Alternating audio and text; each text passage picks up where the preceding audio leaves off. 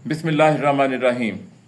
गालिब का एक मशहूर शेर है, देखना तकरीर की लज्जत कि जो उसने कहा मैंने जाना कि गोया ये भी मेरे दिल में है।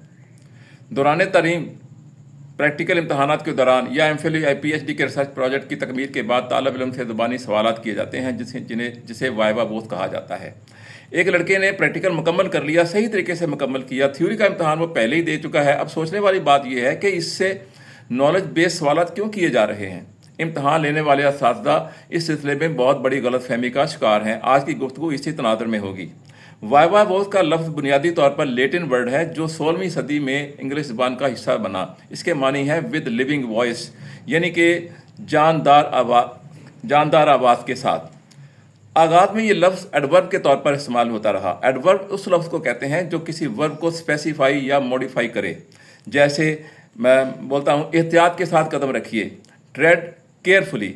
ट्रेड वर्ब है और केयरफुली इसमें एडवर्ब है। तो ये भी जानदार आवाज़ के साथ बोलिए, तो ये भी एक एडवर्ब के तौर पर पहले इस्तेमाल होता था। ये लफ्ज़ आहिस्ता आहिस्ता एक ज़ुबानी इम्तहान बन गया। असल में ये क्या है, इसमें किस तरह के सवालात करने चाहिए। अगर इसके असल मफ़हूम और मकासद का पता चल जाए और ये लफ्ज़ उसी तनाज़ुर में इस्तेमाल किया जाए, उसी मफ़हूम के तनाज़ुर में इस्तेमाल किया जाए, तो वाइवा वोस एक हैरान कुन हद तक मुफीद एक्टिविटी बन।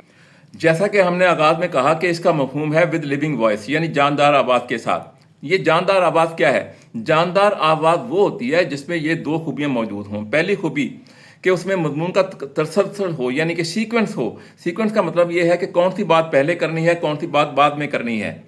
और दूसरी खूबी ये होनी चाहिए आवाज़ का उतार चढ़ाव, यानी कि कौन सा लफ्ज़ ऊंची आवाज़ में बोलना है, कौन सा मध्यम आवाज़ में बोलना है, मानी के लिहाज से। जैसे मैं एक मिसाल के तौर पर जुमला बोलता हूँ, आपकी इस तहरीर में तसलसल की कमी है, तो ये जानदार आवाज़ नहीं है। तो जानदार आवाज़ क्या होगी अगर इसको इस तरह बोला जाएगा, आपकी इस तहरीर में तसलसल की कमी है। गोया कि तसलसल और कमी दो अहम अल्फाज हैं, इसको मैंने जोर दे के बोला है। इस लिहाज से वाइवा वोस में ये जायज़ा लेना चाहिए कि जो काम उसने अंजाम दिया है, चाहे वो प्रैक्टिकल है या रिसर्च प्रोजेक्ट, क्या वो उसको जानदार आवाज़ के साथ बयान करने की सलाहियत रखता है। यानी कि ये देखा जाए कि क्या इसमें कम्युनिकेशन स्किल मौजूद है।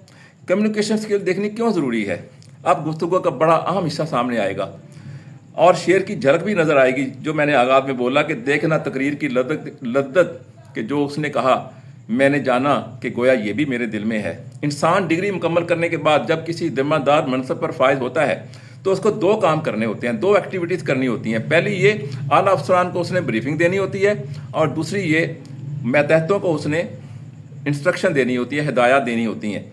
और इन्हीं दो चीज़ों से तरक्की का अमल जारी और सारी होता है। और ये दो काम महारत से वही कर सकेगा जिसको कम्युनिकेशन स्किल मौजूद हो, जिसमें कम्युनिकेशन स्किल मौजूद होगी। और एक और अहम बात, अगर कोई शख्स इस काबिल है कि वो तसलसल के साथ, सीक्वेंस के साथ एक मज़मून को बयान कर सकता है, तो इसका मतलब यह है उसमें नॉलेज भी है, उसमें उसको मज़मून पर कमांड हासिल है, अबूर हासिल है। तो ये उसको नॉलेज जो है इम्प्लिसिटली चेक हो जाता है। ऐसी ही लिविंग वॉइस यानी जानदार आवाज़ की हर शुबा के आदमी को ज़रूरत है, हत्ता कि वकला को भी। उन्होंने जज को परसुएट करना होता है। ऐसी ही गुफ्तगू सहर अंगेज़ असर अंगेज़ होती है। ऐसी ही गुफ्तगू के बारे में शायर ने कहा है कि देखना तकरीर की लज्जत कि जो उसने कहा मैंने जाना कि गोया ये भी मेरे दिल में है। तो गुफ्तगू ऐसी होनी चाहिए जिसको सुन के हर शख्स ये महसूस करे कि इसने तो मेरे दिल की बात की है। यही है असल गुफ्तगू, यही है पुरकशिश गुफ्तगू और यही है वाइवा वोस का असल मफ़हूम। खुदा हाफिज़।